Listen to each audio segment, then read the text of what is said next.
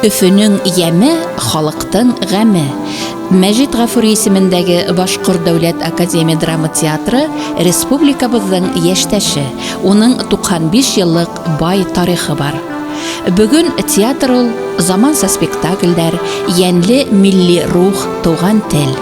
Төрле буын тамашасыларының, баш кала кунактарының яраткан урыны мәдәни мөхит. Театр 2000 елдан яңыртылган бинала эшләй. Спектакльләр зур һәм бәләкәй сәхнәләрдә уйнала. Рус теленә синхрон тәрҗемә ителә. Төп тамаша залы 466 урынга исәпләнгән. Фойела һәм 4 катта музей эшләй. Театрның художество итәкчесе Олег Ханов.